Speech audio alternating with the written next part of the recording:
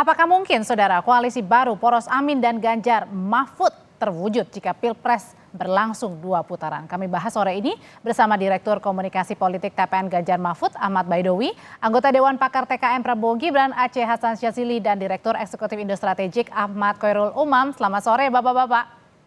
Selamat sore, Audrey. Assalamualaikum, Kang Aceh. Waalaikumsalam. Saya ke Mas Awi terlebih dahulu. Mas Awi, sebenarnya seberapa sering sih diskusi, kemudian ngobrol-ngobrol bareng Timnas Amin ini bersama dengan tim dari TKN Ganjar?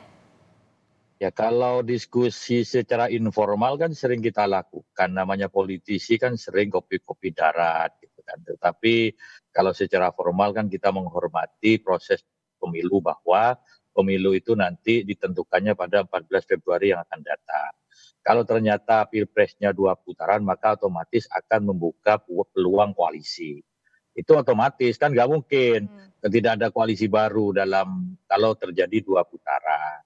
Nah, sejauh ini kita memang merasakan apa yang disampaikan oleh Pak Hasto, bahwa baik dari koalisi Ganjar Mahfud maupun Anies Muhaimin itu kan melawan anaknya Pak Jokowi yang kebetulan menjadi presiden. Dan didukung oleh koalisi yang cukup besar, sehingga kita ekstra tenaga untuk menghadapi koalisinya Mas Aceh dan kawan-kawan Tapi ini. Mas Awi, kenapa udah mulai ancang-ancang pencoblosannya 14 Februarinya aja, masih jauh nih, tapi udah ancang-ancang duluan untuk siap-siap 2 putaran?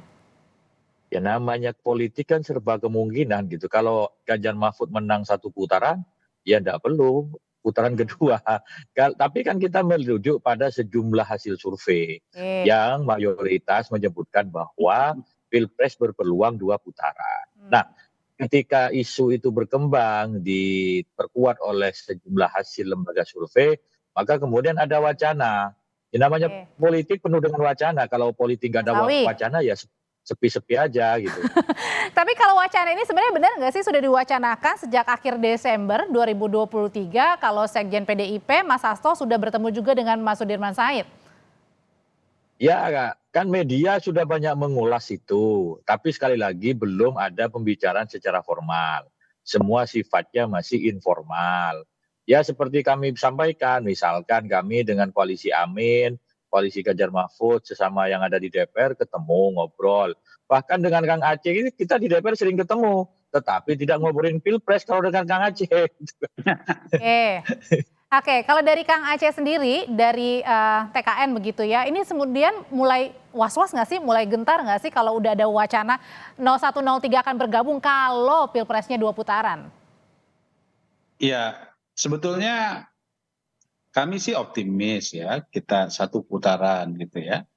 Karena optimisme itulah yang membuat kami tidak perlu saat ini untuk melakukan pendekatan secara formal kepada pasangan-pasangan yang lain. Toh kalaupun kami insya Allah menang 1 putaran, ya nanti semua komponen bangsa Indonesia akan diajak bersama-sama menjadi kekuatan yang siap memajukan Indonesia. Oke, Kang, tapi kan kemarin Pak Prabowo juga sempat udah muji Bu Mega nih, apa nggak itu juga kemudian membuka kalau ada kerjasama? Ya kalau memuji Bu Mega kan bukan berarti bahwa ini konteksnya politik saat ini. Hubungan antara Pak Prabowo dengan Bu Mega kan juga hubungannya panjang. Apalagi Bu Mega pernah menjadikan Pak Prabowo sebagai calon wakil presiden dalam Pilpres 2009. Jadi karena itu menurut saya, bagi kami tentu wacana tentang adanya 2 putaran tersebut ya sah-sah saja dilemparkan, tetapi kan itu menunjukkan gitu ya, menunjukkan bahwa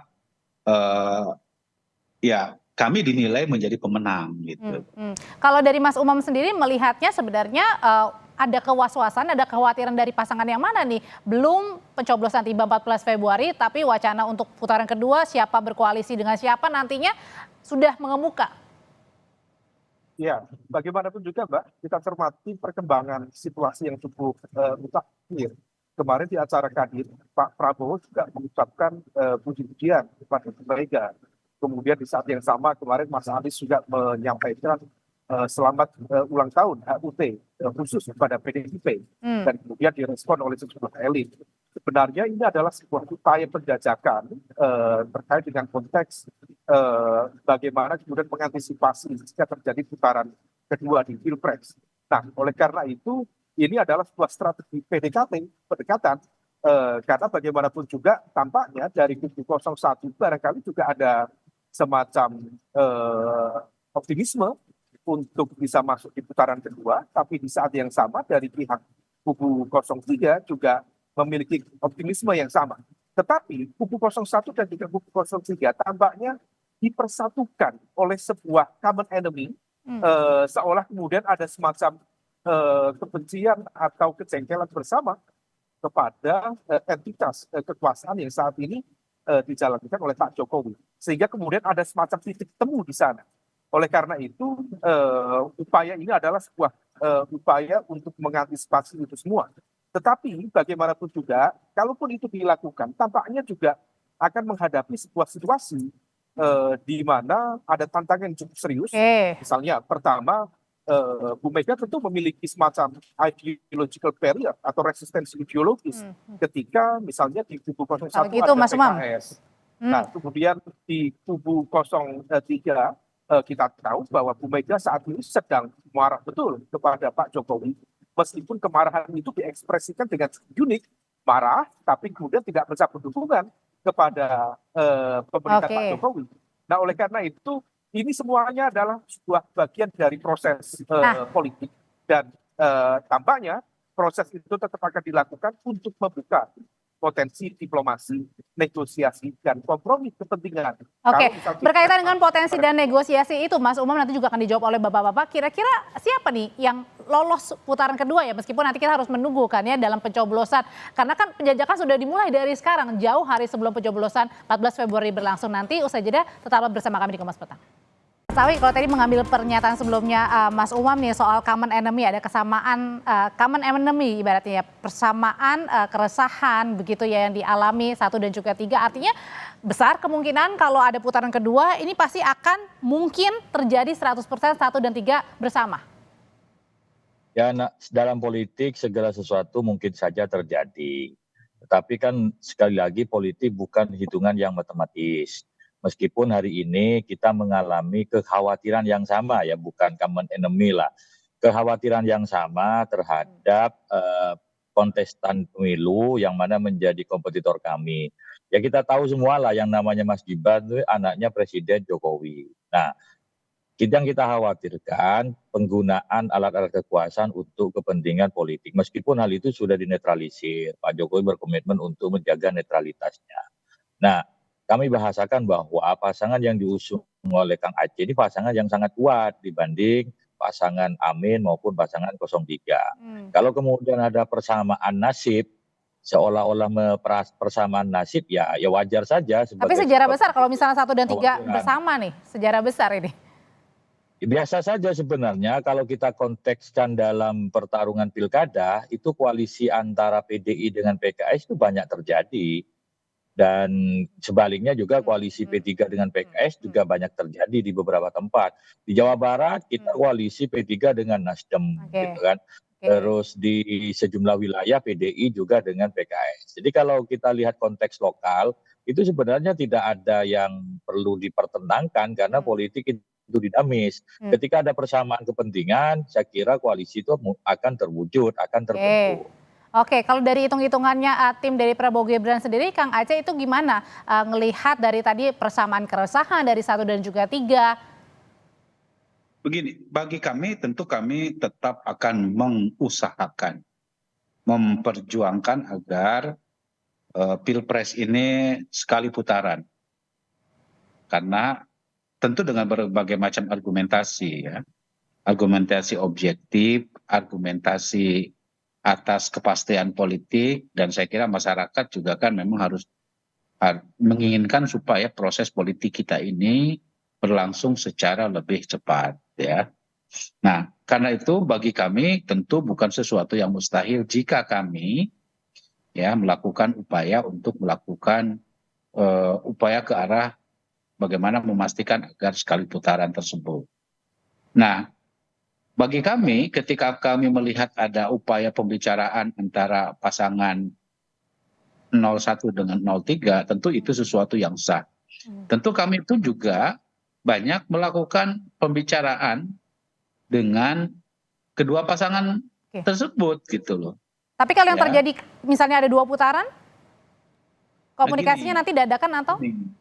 Tentu komunikasi itu, politik itu kan tidak ada sesuatu yang bisa dipastikan seperti yang dikatakan dari Mas Awi, matematis seperti sebuah matematis sesuatu yang pasti, sekalipun katakanlah ya, antara capresnya Mas Awi dengan capresnya yang lain sudah melakukan pembicaraan untuk melakukan koalisi, tapi kan rakyatnya juga belum tentu, pemilihnya juga belum tentu mau untuk diajak memilih salah satu calon gitu, karena masyarakat kita kan juga memiliki akal kultural politik yang berbeda-beda juga gitu.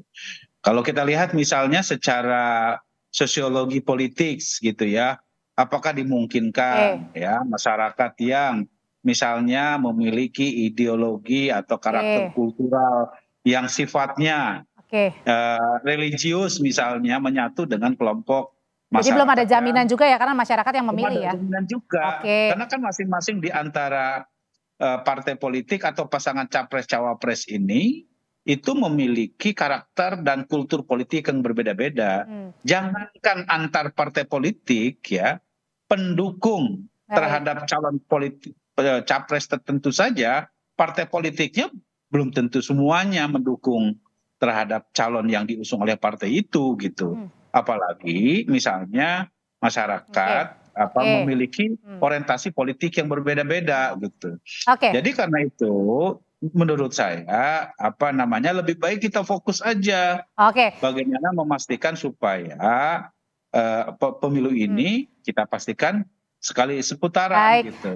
Terakhir ke Mas Umam, Kang Aceh dan juga Mas Awi, kalau misalnya ada terjadinya 2 putaran, misalnya 1 dan 3 kemudian berkoalisi bekerja sama, Mas Umam, ini mampu menandingi kekuatan dari 02 yang tadi dibilang juga ini merupakan kuat?